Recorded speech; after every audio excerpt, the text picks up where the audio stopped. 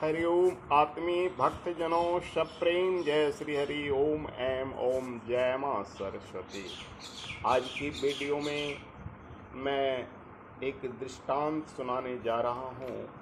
वह यह है कि मानव जीवन में मनुष्य को किसी को भी रति सुख से वंचित नहीं करना चाहिए, पत्नी सुख से वंचित नहीं करना चाहिए, वरना उसका अभिशाप पीढ़ी दर पीढ़ी वैसे लोगों को भुगतना पड़ता है, जिसका शास्त्रों से मैं प्रमाण दे रहा हूँ।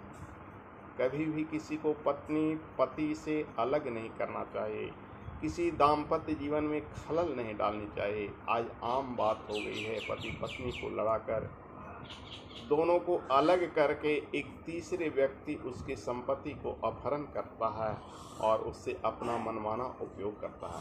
वैसे व्यक्ति ये भूल जाता है कि उस जो कामाग्नि को शांत किया जाता है, जो उसे दफनाया जाता है, उसकी फूंक इतनी बड़ी विस्फोट ला देता है कि पूरी पीढ़ी दर पीढ़ी तबाह कर देता है। ऐसे भयंकर अभिशाप सिर्फ मानव को नहीं, देवताओं को भुगतना पड़ा है। दो दृष्टांत में शास्त्रों से देता हूँ। एक बार भृगु ऋषि की पत्नी ने दानवों को आश्रय दिया था। दानव को भृगु ऋषि की पत्नी के शरण में रहना पड़ा और इस बात से नाराज भगवान वासुदेव विष्णु भृगु ऋषि के पत्नी का सर को सुदर्शन से काट डाले, सर को सुदर्शन से काट डाले, जिस पर क्रोधित भृगु ऋषि ने उन्हें श्राप दे दिया। ऐसे शास्त्रों का प्रमाण है। यस्माद् वद्धव्य में पत्नी वदा क्रोध मूर्छिता तस्मात् त्वं मानुषे लोके जनिष्यसि जनार्दन तत्र पत्नी वियोगं त्वं प्राप्स्यसे बहुवार्षिकं साप विहत चेतास्युं स्वामात्मा भावितो अभवत्। हे जनार्दन, आपने मेरी पत्नी जो वध के योग नहीं थी उसका वध किया है, अतः आपको श्राप देता हूं कि आप मनुष्य लोक में जाकर जन्म लोगे और बहुत वर्षों तक आपको पत्नी का वियोग सहना पड़ेगा। वही विष्णु भगवान भृगु ऋषि के श्राप से मनुष्य लोक में राम रूप में जन्म लिए और सीता का बहुत वर्षों तक वियोग। 14 वर्ष तो सीता का वनवास के काल में रावण ने हर लिया और जब माता सीता आई राज्याभिषेक होने को, राज्याभिषेक गद्दी पर बैठी, तो गर्भावस्था में एक ध्रुवी के बात पर उन्हें निकाल दिया। राम को उसी ऋषि के श्राप से यह पत्नी सुख से वंचित रहना पड़ा। दूसरा दृष्टांत है, एक बार नारद ऋषि किसी युवती पर आकर्षित हो गए और भगवान विष्णु से अपना स्वरूप मांगने गए। भगवान विष्णु ने उन्हें कपि का रूप दे दिया, कपि यानी बंदर का रूप दे दिया, जिसके कारण शिवगण उनकी बहुत हंसी किए, उपहास किए।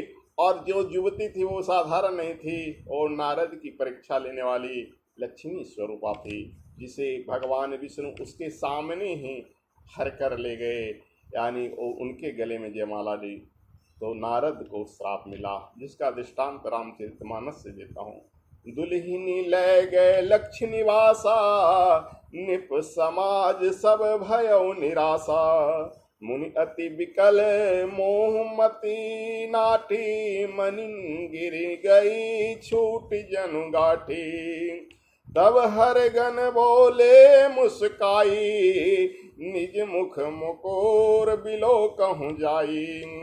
अस कही दो भाग भय भारे, बदन देख मुनि बारी निहारी। बेस बिलो की क्रोध अति बाढ़ा, तिनहि सराप दिन अति गाढ़ा। हो निशाचर जाई तुम कपट पापी दो, हसे हूँ हम सो लेहु फला बहुरिह से मुनि को। यानी उन्हें उनके सामने लक्ष्मी निवास श्री हरि ब्याह कर दुल्हन को ले गए और असफल राजमंडी निराश हो गई। मुंह के कारण नारद मुनि का बुद्धि नष्ट हो गया। इससे भी राजकुमारी को गई देखकर व्याकुल हो गए, मानो गाढ़ से छुटकर मणि गिर गई। तब शिव जी के गणों को श्राप दिया। हे मुनि, जाकर शिव जी के गणों ने जब उन्हें कहा कि जाकर दर्पण में अपना मुख देखो, जब उन्होंने देखा कि उनके मुंह जो है बानर का है, तो क्रोध में आकर उन्हें श्राप दे दिया कि जाओ तुम इसका फल चखो और राक्षस बन जाओ। नारद जी उनके ही श्राप से वो रावण बना और कुंभकर्ण बना और भगवान विष्णु को श्राप दिए। बंच मोहि जब धरि देहा, सोई तन धरहु श्राप ममेहा। कपियाकृति तुम किन हमारी, करहि किस सहाय तुम्हारी। मम अपकार किन तुम भारी, नारी बिरह तुम होव दुखारी। अर्थात नारद जी ने कहा, हे श्री हरि विष्णु जी, जिस शरीर को धारण करके ने आपने मुझको ठगा है, आप वही शरीर धारण करो, मेरा श्राप है, यानी मानव शरीर धारण करो। आपने हमारा रूप बंदर सा बना दिया था, मेरा श्राप है कि बंदर आपकी सहायता करेगा। और जिस स्त्री की चाहत से मुझे वियोग सहना पड़ा, तो मैं श्राप देता हूँ कि आपको भी जीवन भर स्त्री का वियोग सहना पड़ेगा। तो देखा आपने, भगवान राम ने, विष्णु जी ने सहा उसका श्राप और राम बनकर जीवन भर सीता के वियोग में रहे। कभी सीता को रावण चुरा के ले गया, जब रावण से छुड़ा कर आए तो एक धोबी के बात पर उसे गर्भावस्था में निकाल दिए। घूट घूट कर जवानी उनकी मरती रही, दोनों तरफ की, माता सीता के भी, भगवान राम की भी। इसलिए हर समाज के उस लोगों का दायित्व है कभी भी किसी की दाम्पत्य सुख में बाधा ना दे, वरना उसका भयंकर अभिशाप सबको निगल जाएगा। हरि ओम तत्सत।